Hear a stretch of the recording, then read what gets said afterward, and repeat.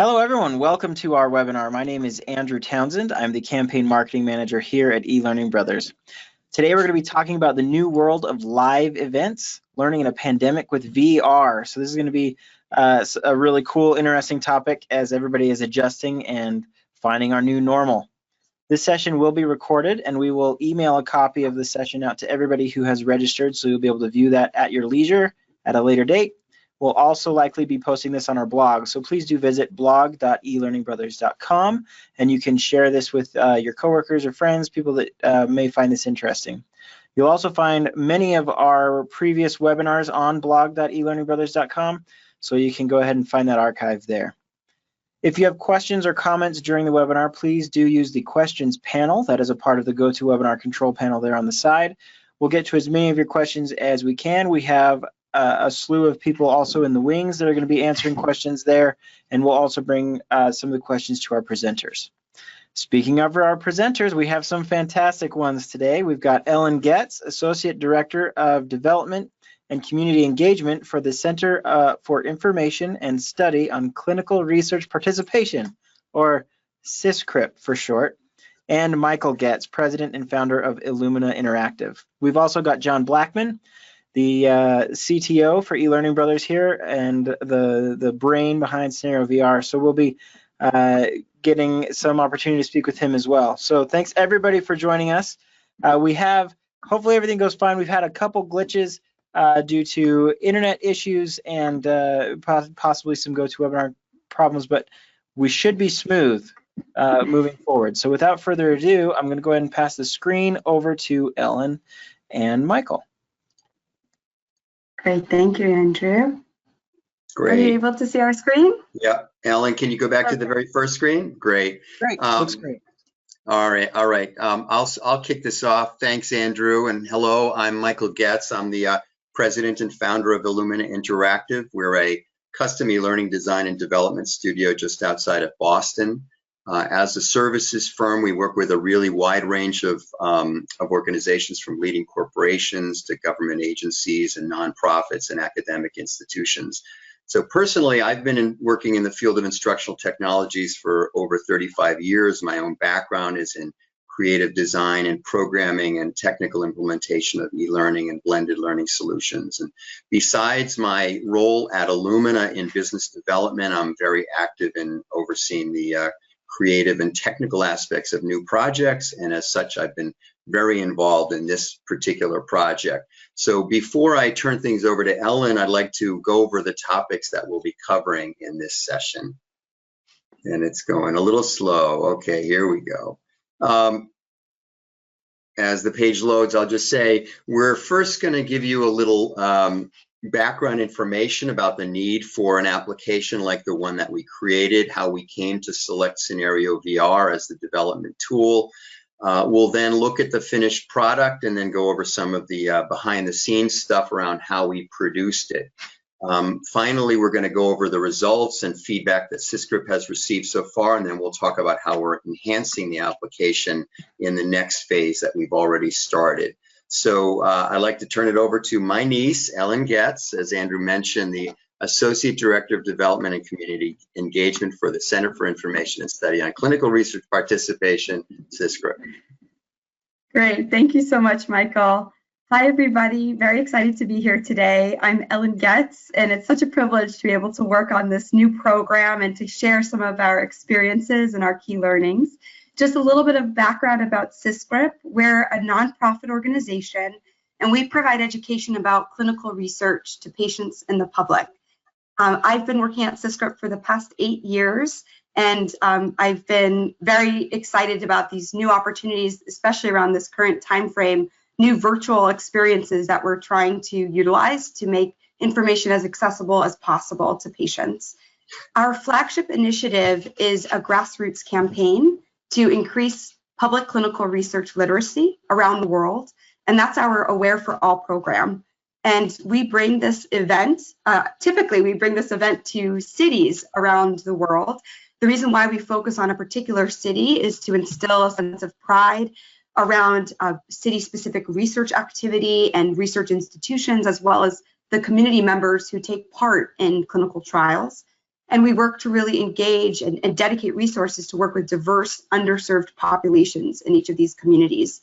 We've developed support from a number of pharmaceutical and biotech companies for a national kind of level of support, but we also work with local research teams and patient advocacy organizations to bring these live educational programs to their cities.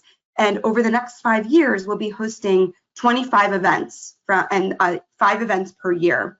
But we see this as more than just the campaign itself.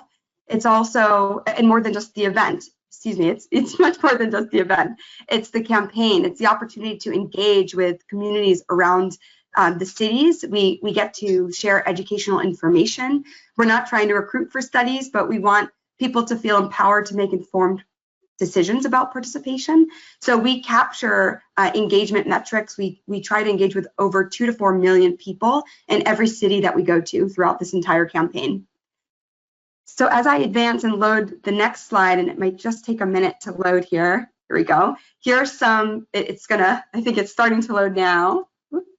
These are some pictures of events where you can really see the community members participating, asking questions throughout the live health fair experience. They might take part in health screenings, as well as ask specific research teams and organizations a little bit more about their programs, their educational tools, and their resources. And we really wanted to capture this year, but as we were monitoring the current situation, we were very concerned about bringing around 250 to 350 people together that may be immunocompromised and interested in learning about particular medical conditions. So I approached Michael and his team, and we'd worked with Illumina Interactive on a number of educational modules in the past. So I reached out to him and asked if there was anything we could do to make this a virtual health fair experience and where we could add in a webinar as well.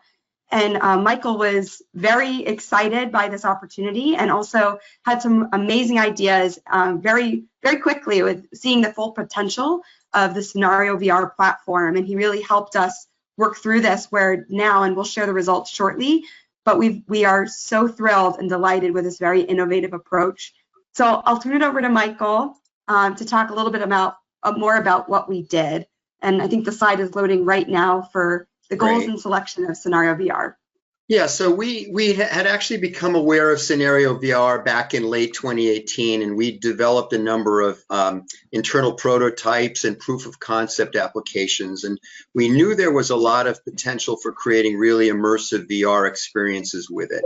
So as we talked with Ellen and her team about SysGrip's needs, we recognized that a lot of the requirements matched very well. And so first, we wanted to be able to launch a week before the live webinar, which gave us only about 5 weeks from conception to launch, including prototyping and defining the requirements and all the specifications and working with the exhibitors to gather all their materials and all of the production and all of the testing. And so, we really needed a rapid development, a rapid prototyping and development tool.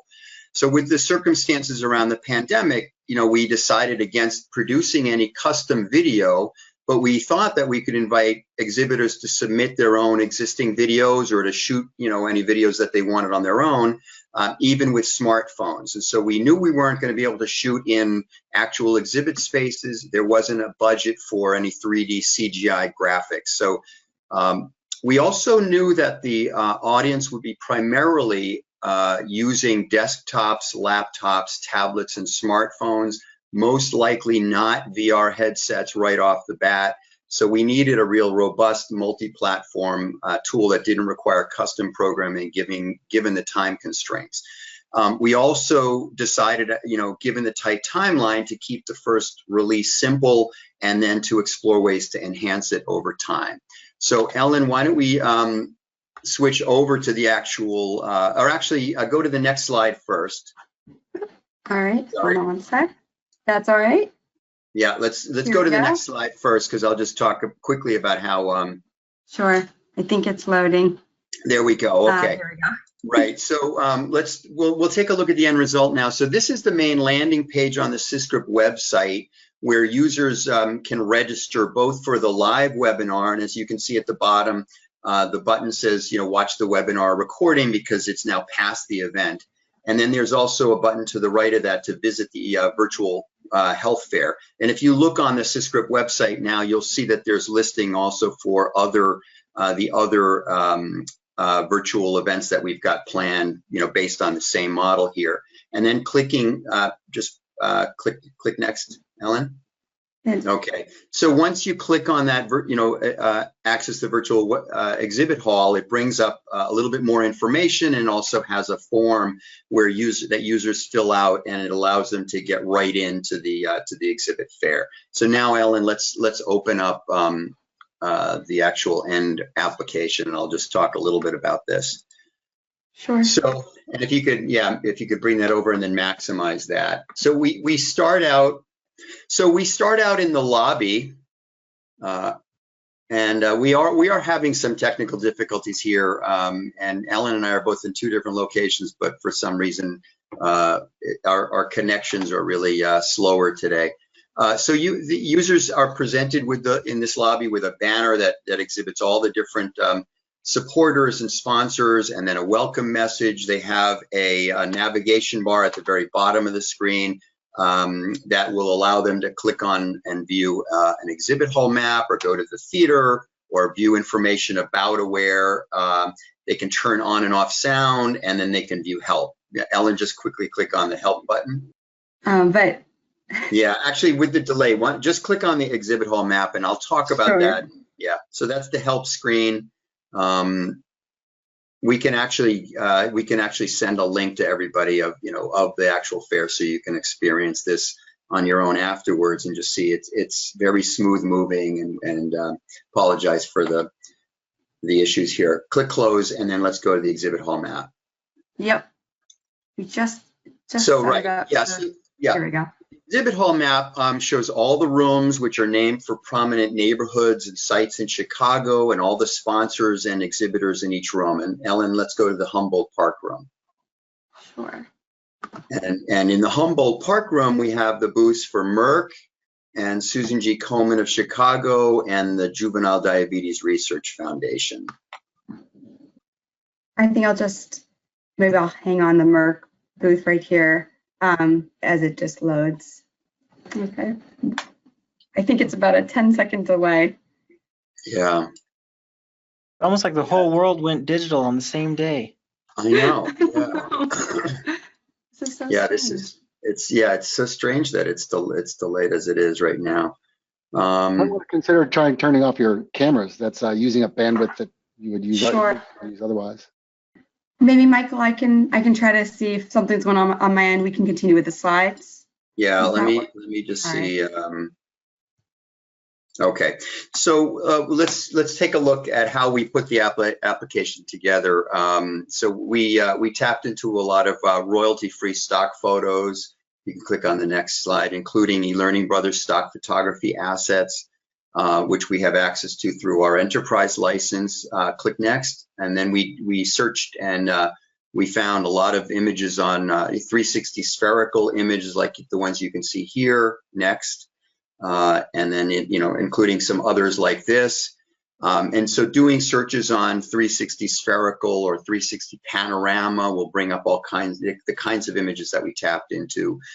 We also click next. We also have Adobe stock license, and there were again next, and there's a lot of stock assets there as well. Let's go to the next screen, Ellen. Sure. So we also, it's sometimes hard to tell what 360 images look like when you're looking at a thumbnail and it's flattened out. And so we use a tool like this panorama viewer. Click next to just drag an image right into the viewing area, and then we can navigate around and see, see what it looks like and decide if it's something that'll work for us. And this is the lobby image that we used. Let's go to the next screen. We also tapped into eLearning Brothers for the cutout people. Next, for the cutout people that we use for the avatar characters. Keep going. In each of the different booths. So yeah, and where we use them for the characters in the booths and also for the background characters that were milling around in the background, which you haven't seen.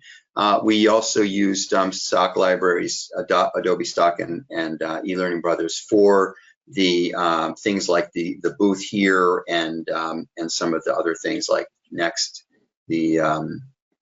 like the easels and tables and things like that. So let's move on to the next screen. All right, so we knew that SysGrip was going to be reaching out to all the sponsors and exhibitors to get them to supply us with their graphics and videos and texts for their booths. And one of the first things that we did together was define some booth setup options next that the exhibitors could use to customize their own booths. Again, Ellen? And so some of the templates that we set up would let them, really customize them. And for example, having a central poster image or a banner on the left and a logo and other elements like that. So those three screens showed sort of the different configuration options. We also let them provide us with text information that we were going to have available based on a question card. We also gave them the ability to set up booth the tablecloth colors that they wanted, and also to provide us with a video. Hold on for 1 sec there. Sure. Yeah, and so we also gave them information about file sizes and resolutions and things like that for the videos that they submitted and all those things. And Ellen, yeah, so move on to the next screen. And Ellen can talk about sort of the communication that we had with exhibitors. Sure. So it was really helpful. Illumina Interactive had set up a demo that we could use as before testing, or I believe you guys tested it out, and we were using it actually as we walked through each of the booths to show what it would look like. And it just blew the sponsors and the local organizations away with the opportunity to be a part of this. We tried to make it super easy for them, as Michael was saying, where while we gave them options to customize their booths, it was pretty standardized internally for what Michael and the team were putting together. So we collected any of the materials, their preference around configuration and the kinds of coloring they wanted for their tablecloth. And then we also asked them for any text that they wanted to share. And we also, we worked within, internally within our team to share all these files, zipping them up and making sure that we could really communicate with one another internally, keeping track of everything that we had. We had over 30 exhibitors for this experience, so there were a lot of great materials and resources that came through. But we tried to be very, very clear about all deadlines, and if there were some groups that, of course, needed extensions, and Michael and the team were really great at being able to accommodate those little minor changes. Next slide. Yeah, and you can talk also about the sheet. Sure. Yeah, this was a sheet that we all created and to just keep track of everything from each of the organizations, and it just really helped us to stay organized. And they even had the opportunity to select an avatar character that they wanted to represent them, and some of them were so excited to even name them themselves, which is really cool. So thanks, Ellen. So we'll take a really quick look, behind the under the hood of the program in ScenarioVR. So here we have the scenario open to the lobby with the banner graphic and the welcome message, and you can see at the very bottom we start on the timeline with some crowd noise, some crowd background noise, and then about 2 seconds in, we begin the narrator who gives a welcome message in English and Spanish. Next, Ellen. So the navigation elements at the very bottom are all on a fixed layer that's called the menu and navs layer. And by setting everything up on a layer, we can hide all the elements very easily, and we can also cut and paste that whole layer from one scene to another. Click next. Here is the main exhibit hall graphic that we set initially to be invisible, and we only display it when they click on the exhibit hall map button. And we also set this to be as a fixed display, so it always appears centered, and it's a single graphic image. Next, Ellen. All right, we also have another layer you can see here on the left called Map Hotspots that uses transparent rectangular image hotspots for all of the clickable items on the exhibit hall map. And the reason why we made all the map hotspots a layer is just so that we can easily show and hide all the hotspots with a single action. And one thing to point out is since the navigation bar is at the bottom of the screen is set to a fixed display, it's always going to appear at the bottom of the viewing area, which is fine for users who are using, a mouse or touchscreen tablet.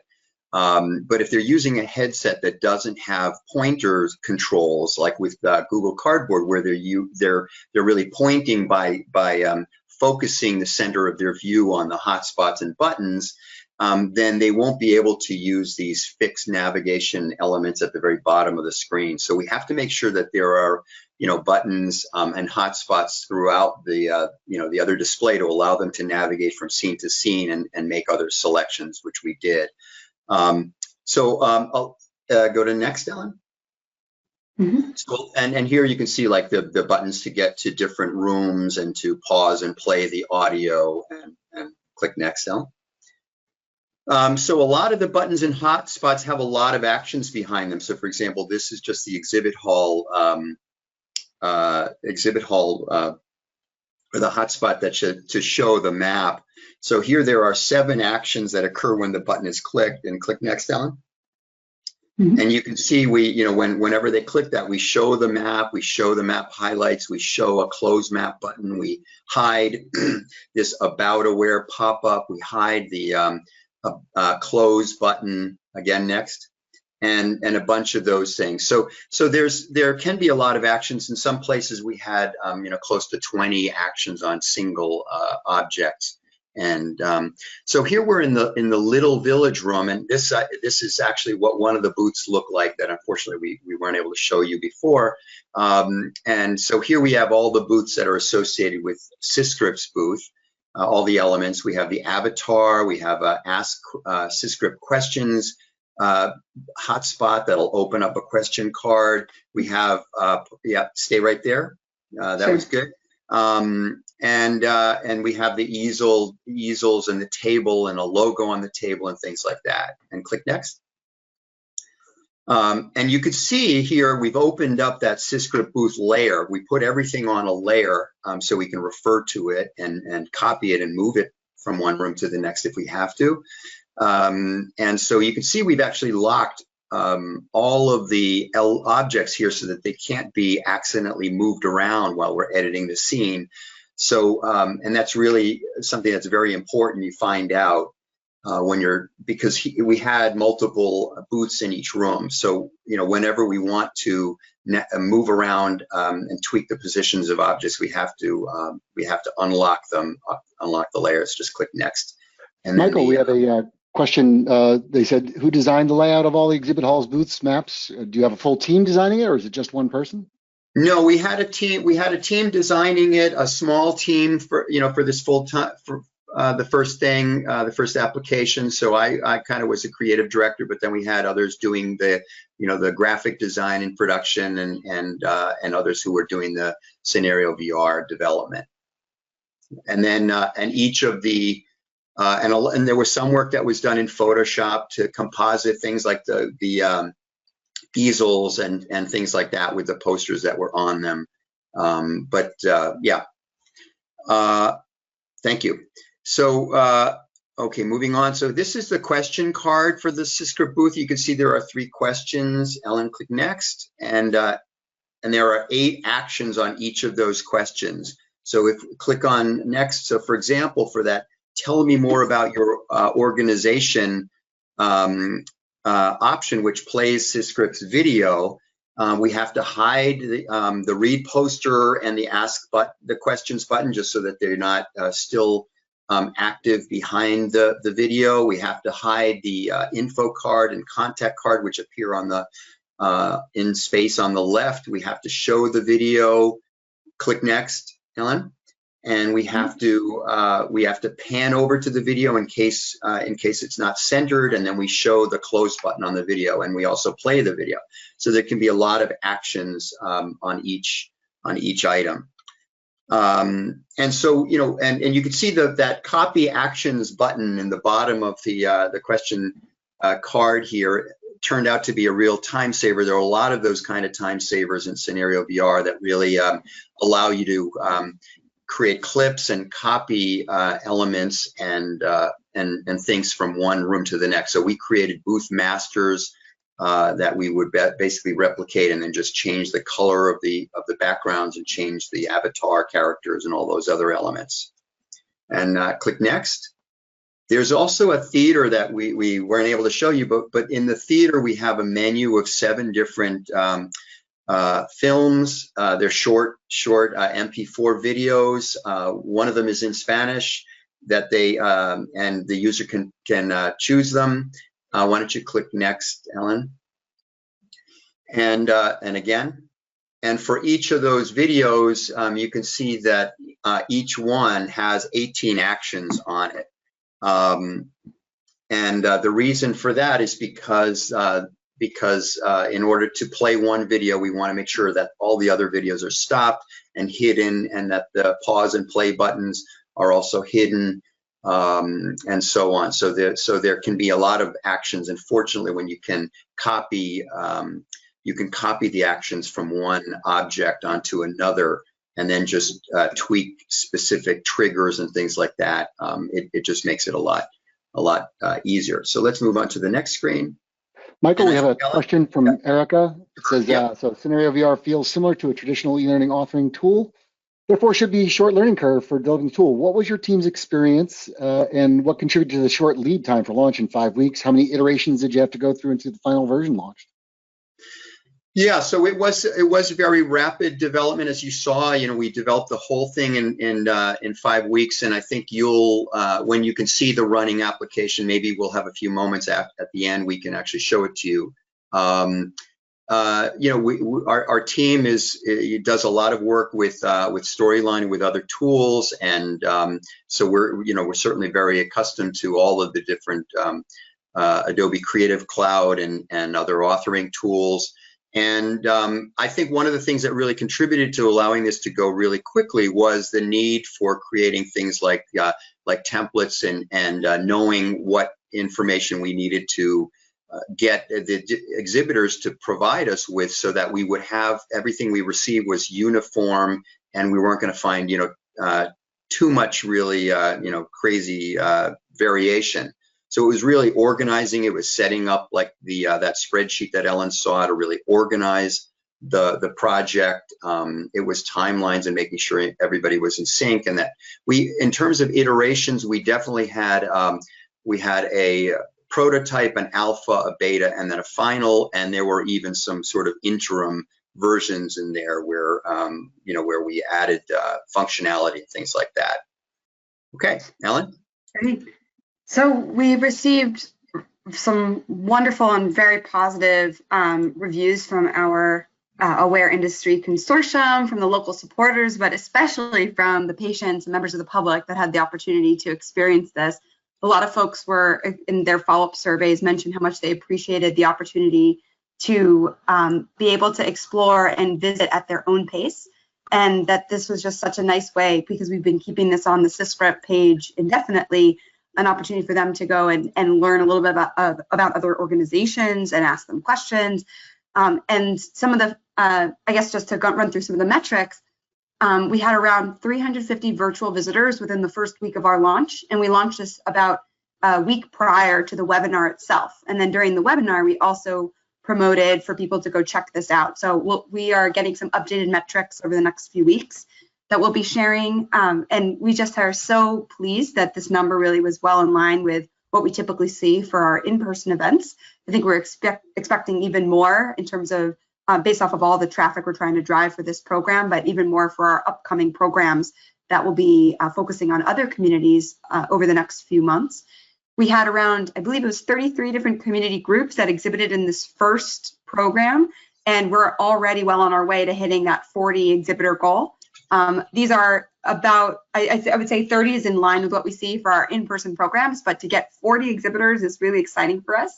And I think we'll see even more that recognize the value of participating in these programs, to have their resources indefinitely shared on the site and to be part of this very innovative approach.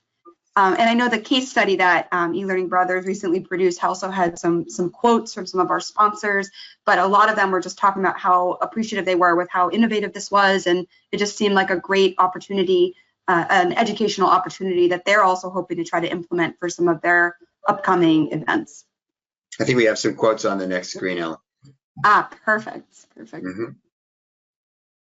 Thank you, Michael. Yeah. So here are some of the quotes that we've received. These are from some of our national sponsors and local supportives, just talking about even hearing the buzz of the room. I mean, Michael and his team even got down to those small details that really make such a difference, where we wanted to have that sense of that community feel and that well-attended hustle bustle experience, and the crowd noises were really helpful for that.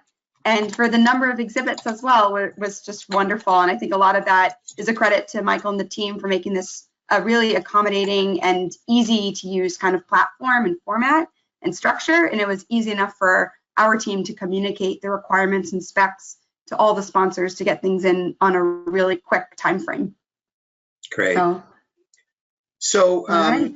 Yeah, so we're launching 4 more of the Aware virtual exhibit halls between now and the end of the year. We're already busy making enhancements to the program, in part because some of the new features that have been released in ScenarioVR just are exactly what we were looking for. For example, we're including exhibitor link, web and email links and attachments, as well as social media links. That became available with the latest update, that when you're using the application in a web browser, you have those features. You obviously don't have that when you're using it with VR headsets. And the other thing that we're working on is integrating live video meetings and chat, so that exhibitors can specify hours when they're going to hold so-called booth hours, and we have a number of the exhibitors that are really interested in this, so that they can specify that, say, from 10 to 12 on certain days during a period of time, they would hold one-on-one and group video chats. And we're testing a variety of tools, from GoToMeeting and Zoom to things like GoTalk2 and Jitsi and Talkie and other browser-based tools that require no plugins. So we're also developing a back-end database and reporting system, and tapping into ScenarioVR's built-in event logging API, which is really great, so that we can capture data about user visits throughout the rooms and the booths and interactions with all of the booth objects, booth elements, and then provide feedback to the different exhibitors as well as to SysGrip. And that does it. Back to you, Andrew and John. And I don't know if I sent a link to the live site, but I'll leave it to you guys. Yep. So you guys can view the live site right there on in the chat window of the GoToWebinar control panel. John, I'm going to pass the screen over to you. Is that all right? Yes, that sounds good. All right, here it comes. All right, you should be seeing my screen with ScenarioVR. Yep, I see a stadium. Okay, that's good. And hopefully I won't have the same lag problem. Although, just a quick aside, I am currently at the office with no one else, because my internet went out completely at my house and I had to come into the office. So I'm sitting in an empty office. What a time to be alive. Yeah, isn't it great? So the link, some people are asking where the link is. It's in the chat window rather than the question window. I could throw it in there. If you look at the chat window, you'll see links to both the case studies and to the situation itself, the whole thing itself. So I wanted to just quickly touch on one of the new features in ScenarioVR, which is 3D models. So a 3D model is a new base object type within CVR, and it really enables a whole new set of functionality that you can use. It uses a new supported file type. That file type is a GLB file. GLB file is it's a single file version of the GLTF, which is the graphics library transmission format. It's just a neutral file format that allows you to have all of the files associated with it in a single file, including textures and animations. So you can treat these things as one file all built together. So it's like any other object within ScenarioVR. You can add it by dragging and dropping, from the system. You can click the plus button, and you can add it as a 3D model. You can also add it as a hotspot. Those are all things that can be done within there, and you can interact with it in the same way you interact with other things on the system. So because this object here is set up as a hotspot, I actually have a hover action on it, so it spins when I hover, so you get that good 3D spin when I hover it. So these are things that you can do within there. We also have the media library, which we've added 360 or 3D objects, 3D models inside of there. We have several categories available. So a lot of pre-built categories: animals, food, objects, office supplies. Adding it as simple as hovering over it and either selecting you want to add it as a hotspot or a 3D model. You can click on it, comes in, and then it comes in. You can interact with it. It's now in a 3D space, so I can now, rather than just your standard manipulation, I can manipulate it across 3 different axes. So a very unique way to work with it. Rubber ducky is always my favorite one to work with here, but lots of things that you can do with it. All right, so let's look at a few other things that you can do. You can also have animations built in. So it's another thing that is a part of the 3D object. We can have an animation within the object, in addition to doing the standard things you can do in ScenarioVR, which is spinning and growing and things like that. In this case, we have a mask. In this mask, we actually have an animation that gives you an exploded view. We can actually throw the exploded view up, play that animation. It's just an action to play that animation. While it's animating, we can spin and look at it in different areas, and it animates at the same time as it's going in. So you can really get a whole different view of things within the animation space. As well as we have an animation here. This is a 3D model of a office worker, if you will. We have several different animations built into it. So right now he's actually running what we call an idle animation, which just gives him a little movement because no one stands perfectly still. And you can do things like have him point, right? By just calling out that animation, I can have him wave, go through a walking or a talking animation. These are all animations that you can actually call out directly onto the object itself. You can even stop the animation any type if you want to get it back into a still state or go back into the idle. Idle being another animation that's on there. So lots of things that you can do now with 3D objects within ScenarioVR. And let's move on to this. Sadly, this is one of our stock objects is the coronavirus itself. So you can actually put that in there as well and use that as a hotspot and do things on that as well. All right, so being that I do have a little extra time, I want to go ahead and run the site. And so we can actually go in and run the site and see that it does actually run. Oh, thank you, Matt. Thank you very much. Yeah. I do have good internet here, so we can actually run, and you can see that it is running good. If you want to, Michael, if you want to drive me through a little bit. Sure. Something you want to show? Yeah, can you hear me okay? Absolutely, yeah. All right, great. Yeah, so this is the Humboldt Park room, and you can see the Merck booth, and scroll to the right. Yeah, you can see the Susan G. Komen booth, and now keep going. Go to the right now, and we'll see the Juvenile Diabetes Research Foundation site. So if you click on the Ask JDRF, click on the hotspot there, and clicking on the middle one B will play the video that they provided us with. All right. Okay, and actually, why don't you go to the exhibit hall map, and let's go to the shed aquarium room in the upper right corner. Okay, and that'll take us.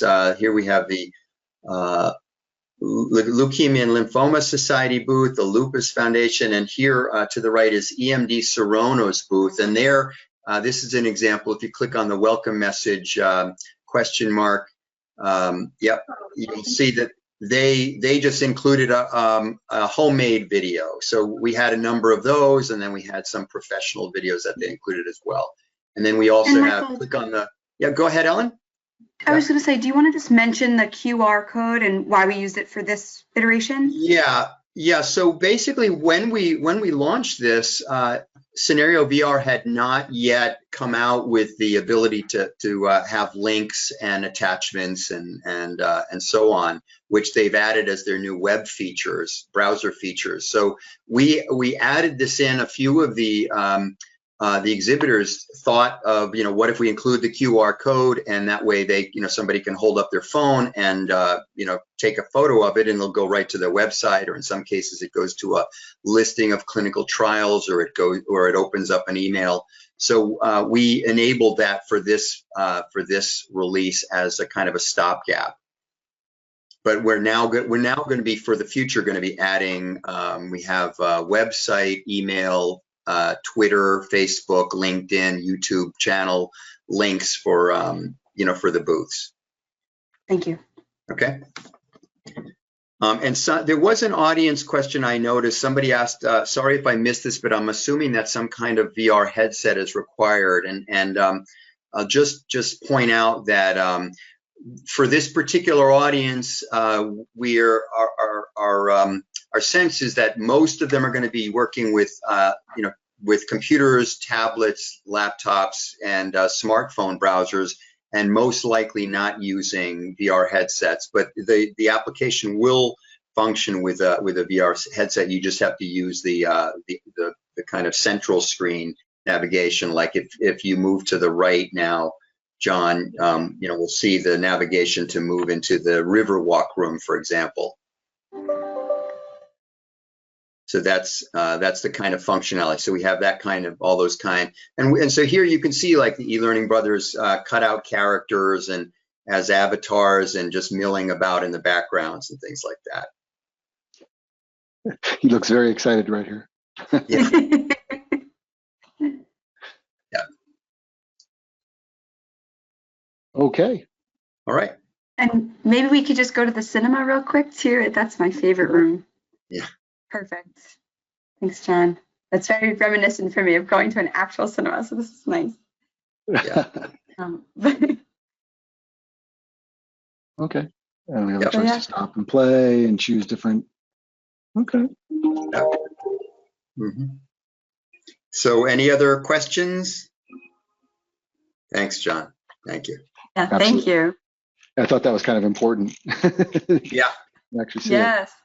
And we'll definitely talk about swag. That's definitely an important part of the health fairs we found too. And so some groups provide us with some raffle items. We were using those for the webinar itself. But I love that idea of virtual swag. So we could talk about that for the next iteration. There's a question that says, did you have any attendees that had difficulty seeing the content, and how did you help them? Yeah, so I can talk a little bit about that just from on our end. We've been working with some local navigators within the Chicago area, and they've actually been helping almost by phone, just walking through, kind of talking about the different areas. And maybe Michael, you can take it from the technical perspective. Sure. But for us, for individuals that didn't have access to a computer or a mobile phone, we were coordinating opportunities to connect them or share printouts of the resources. Work with them, mail out some of the screenshots. So we still wanted to use this as a helpful resource and make sure that we could answer questions they had about the content. But Michael, did you want to take it from the technical side? Yeah, there was one technical issue that, John, you actually helped us identify, which had to do with the graphics display driver, which was really the only issue, and it's come up only a couple of times. I don't know if there's anything you remember about that? Oh, right. Yeah. So there, we had some issues with people whose video cards would actually have trouble running 360. And it was because of a setting within Chrome that didn't allow it had a problem with some of the 3D aspects of the 360 aspects of it. They just had to go off and turn off the optimization, the Webgl optimization, which stopped using their video card on that one. And once we discovered that and realized what the solution was, we put that up on the site, and that kind of information underneath, and in case you run into trouble, and that kind of solved the problem. Basically, we didn't experience other kinds of questions. Mm-hmm. And we also made sure to have our contact information very close by in case anybody had specific questions. But I think after we posted that on the site, we didn't get that question anymore. All right. There's a question that said, Michael mentioned Google Cardboard, and how would this space be engaged via VR headset or using a mobile device within Google Cardboard? So, great question. And so within ScenarioVR, it is a single publish. If you want to use it using Google Cardboard, they can actually just use the browser to go to the website, and the app itself will recognize that it's a VR-capable device, and it will put a small headset icon in the bottom of it. If you click on that, it'll go into what they call gaze to select or cardboard mode, and so that's just automatic.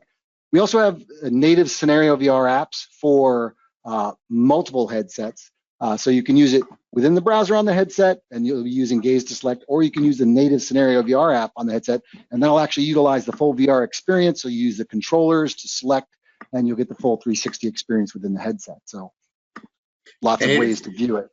Yeah, and it is really an exceptional experience when you're using a headset, because you know everything surrounds you. When you move your head, it responds immediately. If you kind of focus on the buttons that navigate you to other rooms, and then you interact with the exhibit hall, it does feel. I mean, there's a sense of presence there. It's pretty fun. Yeah. All right.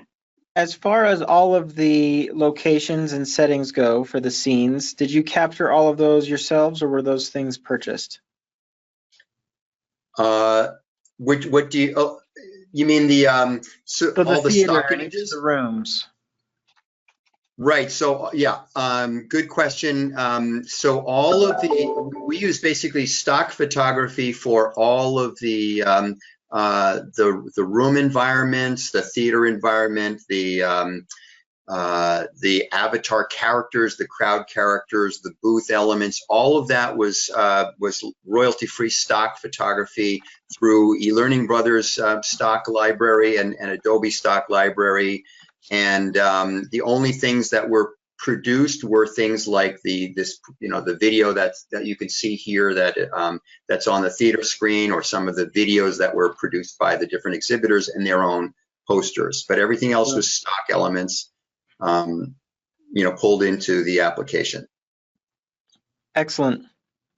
We have a question. Another question for you, John. When it comes to the optimization or turning off the optimization of the graphics card, is there a place online where we can go find those instructions if we run into those in the future? Yes, I believe it's on our forum. So if you just go to the eLearning Brothers forum or the Trivantis forum and look for it on there as well. Or searching for it. It's really pretty simple to get to if you just go to, it's a Chrome thing. So if you just go to Chrome settings and search for WebGL, you'll find it pretty quick. It's right there. Okay, excellent. And if I'm bringing my own images in, what formats do they need to be in? Does it take SVGs? Does it need to be JPEG or PNG only? What are the options there? All of those, SVG, PNG, or JPEG. Fantastic.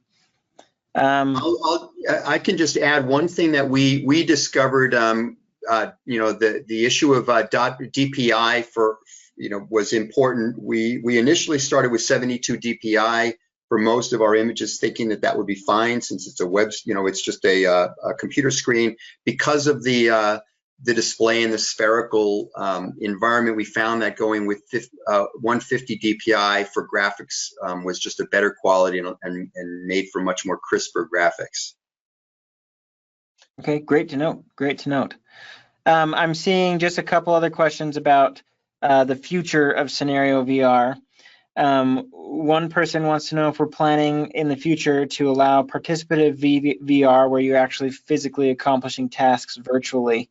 And I think we're already doing something similar to that, but it's not to the extent of like these 3D VR games that you can buy for $30 a pop through the Oculus store or something. But any words you want to give on that, John? Yeah, and actually I wasn't sure I was going to ask if the question was about ScenarioVR itself or about allowing people within the exhibit hall to do things. Certainly you can build interactive things within ScenarioVR. You can allow people to interact with things, show, hide. You can actually create games and things like that within ScenarioVR just today. But maybe the question I might have been asking if they were considering putting those within the exhibit hall. have you been thinking of any future update to allow participative type interactions?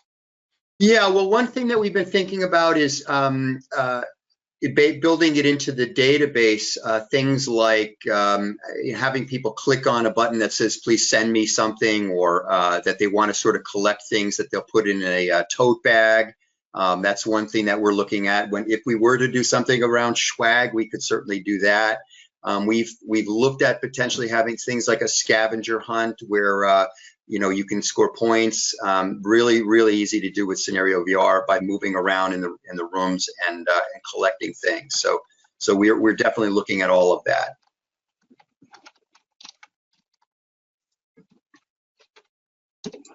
Right. Excellent. I think, John, there is another expanded question on that. Simulated clinical procedures operations. So I think.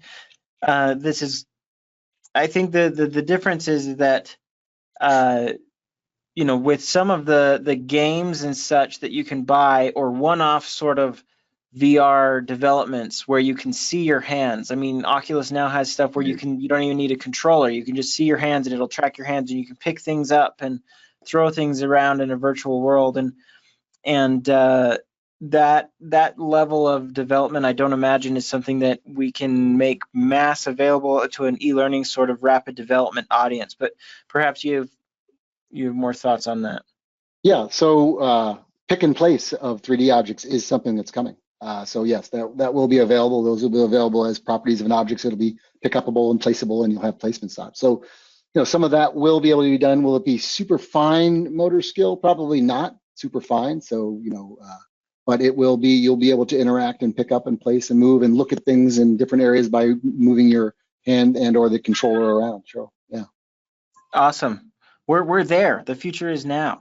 Yeah. The last question that we'll take before we close out is, can you import GIFs?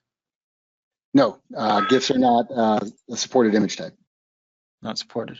All right, great. So I'm going to take the screen back for a quick moment here and let everybody know, if you guys aren't already using CenarioVR, you can try it for free. It is a part of the eLearning Brothers authoring suite, the Silver Suite. But if you want to just try CenarioVR out and you don't have to worry about Lectora, the asset library, or the other things, you can do that. Just visit elearningbrothers.com, click over to the authoring suites or to CenarioVR itself, and you can sign up for a demo of it, and a demo or a free trial, and you can play around. You can do anything you want in CenarioVR. Really find out how good it is with that trial. And I'm pretty confident you'll fall in love with it. So give that a shot. Visit elearningbrothers.com. If you want to have more of a hands-on demo, walk through it with one of our sales reps, please give us a call at 801-796-2767, or you can send us an email at info@elearningbrothers.com. Thank you again, Ellen and Michael. This has been very, very useful, very helpful. We got a lot of positive feedback here in the questions panel. So you've done some amazing things here, and we appreciate you coming and joining us today. Thank you so much. Thank you very much for having us. Thanks for visiting, and we'll see you guys all next time. Bye-bye. Bye-bye. Bye-bye.